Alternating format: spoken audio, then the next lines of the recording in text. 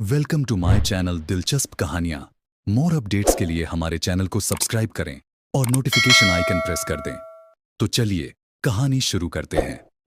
दोपहर को तुम गहरी नींद में थे। तुम्हारा पिस्तौल भी हाथ से छूटकर नीचे गिरा हुआ था। अपनी जगह से उठी तो मैं यही सोच रही थी कि खामोशी से बाहर निकलकर शोर मचा दूंगी कि एक कातिल मेरे घर में छुपा हुआ है, या पिस्तौल उठाकर तुम्हें गोली मार दूंगी। लेकिन न जाने क्यों तुम्हारी सूरत देखकर मुझे तुम पर तरस आ गया। मेरा दिल कह रहा था कि तुम पेशावर जराइम करने वाले नहीं हो। इस दौरान मैं कोई फैसला नहीं कर सकी थी, लेकिन दरवाजे पर फिर पुलिस को देखकर मैंने तुम्हें बचाने का फैसला कर लिया। और ये फैसला तुमने दिल की आवाज पर किया था। शारिक के ऊँटों पर मुस्कुराहट आ गई। किसी खुशफहमी में मुतला होने की जरूरत नहीं, समीना ने उसे घूरा। मुझे नहीं मालूम कि मैंने तुम्हें बचाने का फैसला क्यों किया था, लेकिन बेहतर होगा कि आज रात तुम यहाँ से चले जाओ। मैं ये दिनी अजियत ज्यादा अरसे तक बर्दाश्त नहीं कर सकती। मिस समीना, शारिक ने उसके चेहरे पर नजरें जमाते हुए कहा, मैंने तुम्हें पहले ही दिन बताया था कि इस शहर में मेरा कोई ठिकाना नहीं। मैं जिस दोस्त के यहाँ ठहरा था वो भी दिविस्ता रात मेरे साथ था। अब मुझे पता नहीं कि वो पकड़ा गया है, मारा गया है या फरार हो गया था।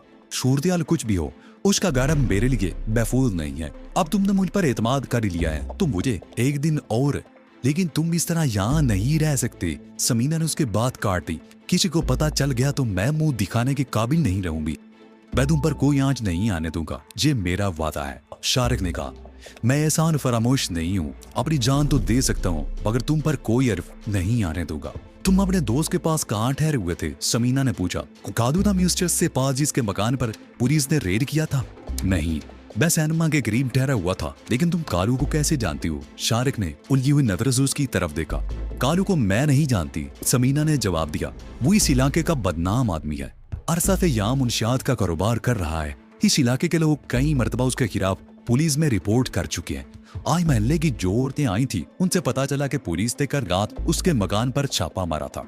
कालू फरार होने की कोशिश में पुलिस के हाथों मारा गया था। उसके बाकी साथी तुम्हारी तरह भाग गए थे। एक पुलिस वाला भी जख्मी हुआ था, मरा कोई नहीं। थैंक गॉड, शारिक ने कहा। इसका मतलब है कि मैं, लेकिन पुलिस को अब भी तुम्हारी तलाश है। समीना ने उसकी बात काट दी। देखो समीना, मैं वितरतन बुरा आदमी नहीं हूँ। मैंने तुम्हें अपने बारे में जो कुछ बताया था वो कोई मनगढ़ंत अफसाना नहीं था। मुझे बचपन ही से माँ बाप के प्यार से महरूम कर दिया गया। मेरे घर को जलाकर राख कर डाला गया। मैंने शरीफाना जिंदगी गुजारने की कोशिश की, लेकिन यह पुलिस वाले मुझे जराइम की दलदल की तरफ धकेलते रहे। आज भी मैं जराइम पीछे लोगों के जमरे में शुमार होता हूँ तो यह पुलिस की ही मेहरबानी है। मैं फितरतन बदकिरदार नहीं हूँ। मेरी माँ है, एक प्यारी सी बहन है, लेकिन मुझे उनके प्यार से भी महरूम रखने की कोशिश की जा रही है। मैं कभी उनसे मिलने जाता हूँ तो छुपकर, चोरों की तरह। लेकिन अभी तुमने बताया था कि तुम्हारे माँ बाप को कत्ल कर दिया गया था और तुम एक और का कातिल करार देकर उम्र कैद की सजा दिलवाई गई थी। समीना ने उसे घूरा। हाँ, ये दुरुस्त है, शारिक ने गहरा सांस लेते हुए जवाब दिया। शैतानों की इस दुनिया में कुछ फरिश्ता सिर्फ लोग भी बसते हैं। वो चंद लम्हों को खामोश हुआ, फिर मरियम और रदिया के बारे में बताने लगा। आखिर में वो कह रहा था, मरियम ने मुझे माँ की ममता दी और रदिया से मुझे बहन का प्यार मिला। अगर मुझे उनका सारा ना मिलता तो शायद मैं खुदकशी कर चुका होता। शमीना जवाब देने की बजाय उसके चेहरे को देखती रही। फिर उसके मुंह से बेइख्तियार गहरा सांस निकल गया। वो कुछ कहे बगैर खाली कप उठाकर बावर्ची खाने में चली थी। शारिक कुछ देर वहीं बैठा रहा, फिर उठकर उस मेज के सामने कुर्सी पर बैठ गया जहां समीना बैठकर स्टडी किया करती थी। मेज पर कुछ किताबें और कागजात बिखरे हुए थे। मेज के साथ दीवार पर 3 शेल्फ बने हुए थे।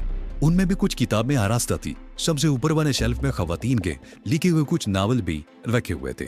शारिक ने एक नावल उठा दिया और उसकी वर्क गर्दानी करने लगा। शमीना किचन में मसरूफ थी। अब सूरत हाल मुख्तलिफ थी। समीना के ज़हन से भी बड़ी हद तक खौफ जायल हो गया था और शारिक भी मुतमईन था कि समीना उसके खिलाफ कोई कदम नहीं उठाएगी। 10 बजे के करीब समीना ने खाना मेज पर लगा दिया। उन दोनों ने इकट्ठे बैठकर खाना खाया। खाने के बाद समीना ने बर्तन वगैरह समेट लिए। शारिक फिर वही नावल लेकर बैठ गया। समीना एक कुर्सी पर बैठी ऊँग रही थी। कल रात से अब तक मैंने तुम्हें बहुत दुख दिए हैं समीना, शारिक ने उसकी तरफ देखते हुए कहा। मुझे अफसोस है कि बेई वजह से तुम्हें परेशानी उठाना पड़ी। तुम अगर चाहो तो अपने बिस्तर पर जाकर सो जाओ, मैं यहीं दरी पर सो रहूंगा। बोए, आज तुम्हारा यहाँ से जाने का प्रोग्राम नहीं है, समीना ने उसे घूरा। नहीं, शारिक ने नफी में सर हिला दिया।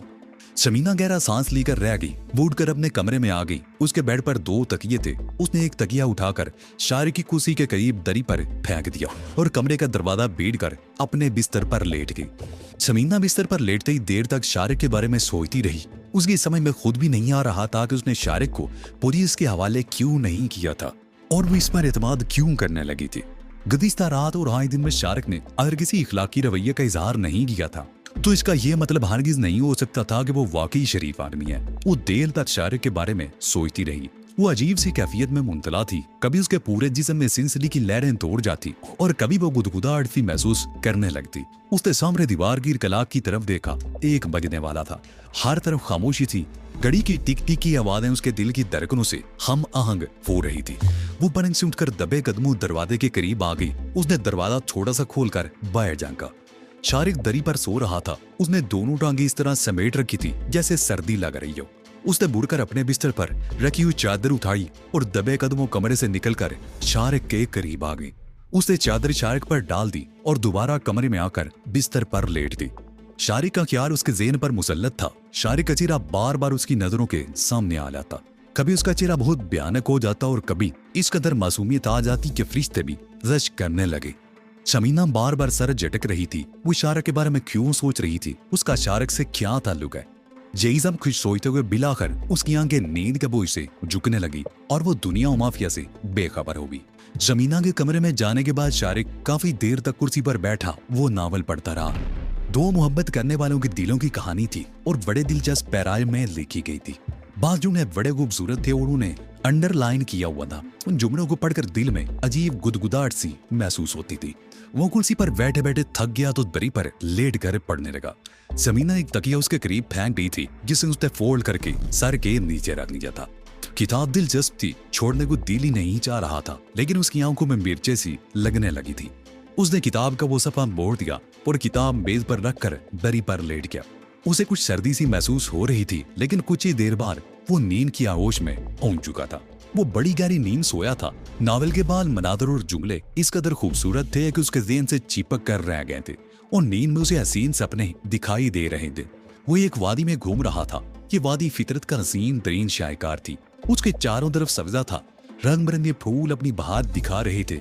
दूर बहुत दूर पहाड़ की बर्फपोश चोटी जैसे आसमान को छूने की कोशिश कर रही थी। गुनगुनाती हुई नदियां, आबशारें और छोटी छोटी चट्टानों में बहते हुए शफाफ पानी के झरने। खामोश फिजा में पानी के गिरने की आवाज बड़ा दिल फरेब तासर दे रही थी। फिर उसे यूं लगा जैसे कोई अनदेखी कुव्वत उसे हाथ से पकड़कर गुनगुनाते हुए झरने के तरफ ले जा रही हो। पत्थरों पर चलते उसका पैर रिपट गया। वो लड़खड़ाया और उसने गिरने से बचने के लिए एक झाड़ी की शाख को पकड़ लिया। उसे जुर्जुरी सी आ गई और फिर उसकी आंख खुल गई। वो किसी झाड़ी की शाख नहीं थी। उसने करीब पड़ी हुई कुर्सी का पाया पकड़ रखा था। उसने दिल ही दिल में मुस्कुराते हुए करवट बदल ली, लेकिन उसके साथ ही वो चौंक गया। उसके ऊपर चादर पड़ी हुई थी। हालांकि उसे याद था कि जब वो सोने के लिए लेटा था तो उसके पास कोई चादर वगैरह नहीं थी। उसे एक बार फिर चौंक जाना पड़ा। किसी झरने से पानी गिरने की आवाज अब भी सुनाई दे रही थी। उसने आंखें चिमचमाते हुए इधर उधर देखा। कमरे में तेज रोशनी वाले बल्ब की बजाय नीलगो रोशनी वाला नाइट बल्ब जल रहा था और खिड़की से दिन का हल्का हल्का उजाला झांक रहा था। पानी गिरने की आवाज दाईं तरफ से आ रही थी। उसने गर्दन घुमाकर देखा। उस तरफ बाथरूम था और गालबन शावर खुला हुआ था जिससे पानी गिरने की आवाजें सुनाई दे रही थी। उसने समीना के कमरे की तरफ देखा। दरवाजा खुला हुआ था मगर समीना अपने बिस्तर पर मौजूद नहीं थी। उसे समझने में देर ना लगी कि समीना बाथरूम में थी।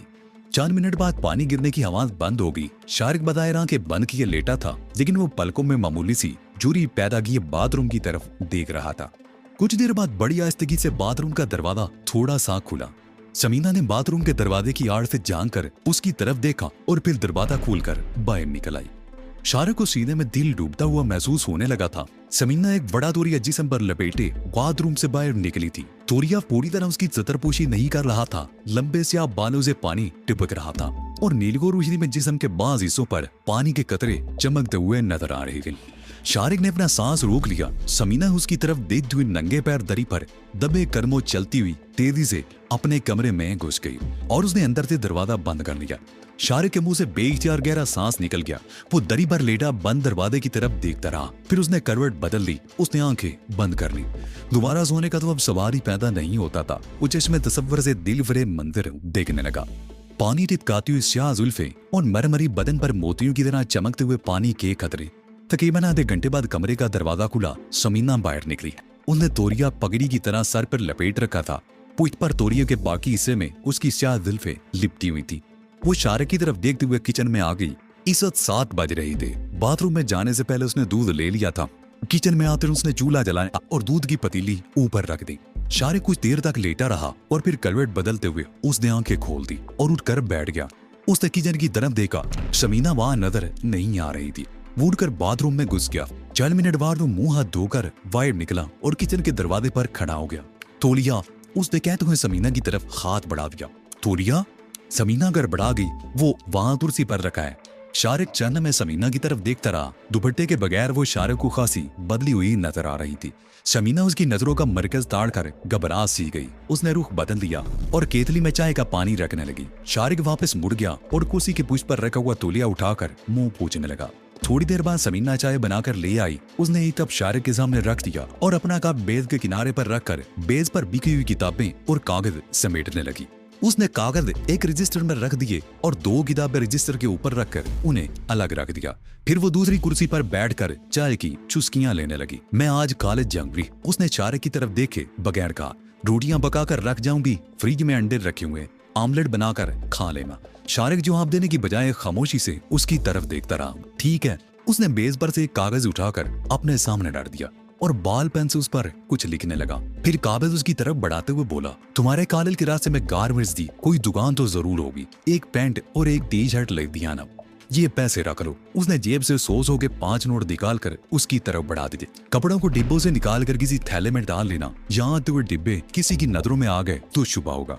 समीना ने कागज उठाकर देखा। उस पर पैंट शर्ट का नाप लिखा हुआ था। उसने वो कागज भी रजिस्टर में रख लिया। पैंट शर्ट किस कलर में? उसने सवारिया निगाहों से शारिक की तरफ देखा। अपनी पसंद से किसी भी कलर में ले आना। शारिक ने कहा, तुम्हारा मुताले का ज़ौक तो बहुत उम्दा है। अपने लिबास के मामले में भी तुम्हारा ज़ौक बहुत अच्छा है।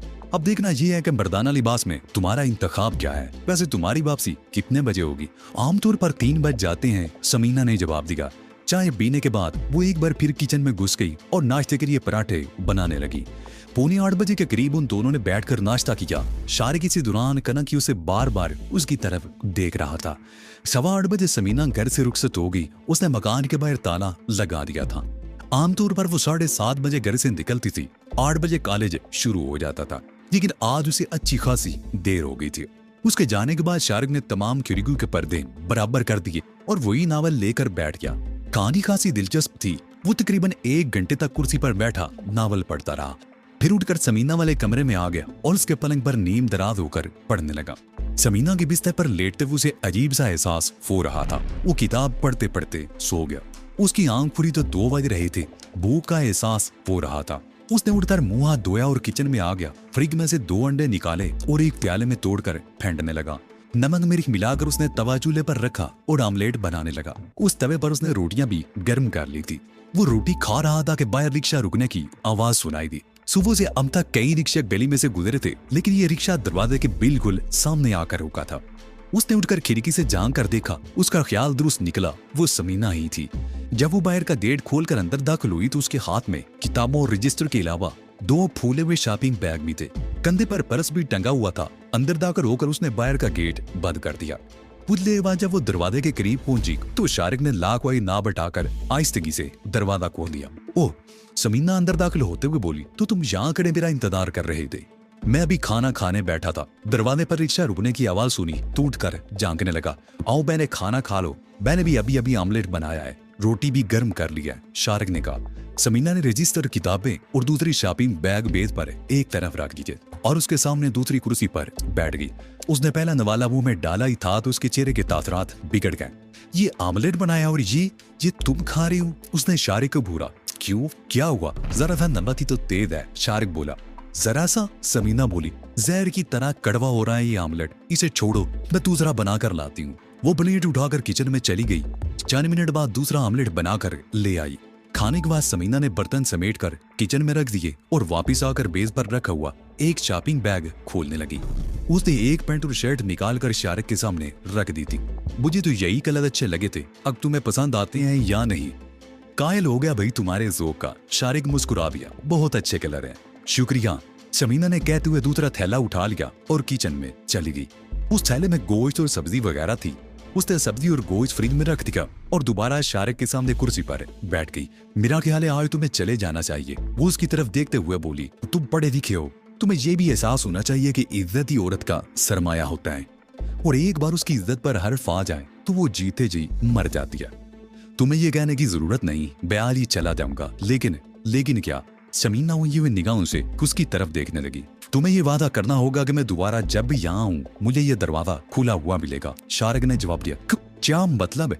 जा तुम। समीना अखला कर रहा कि ये दुनिया बहुत छोटी सी है। शारिक ने कहा, इंसान बिछड़ने के बाद दोबारा कहीं न कहीं मिल ही जाता है।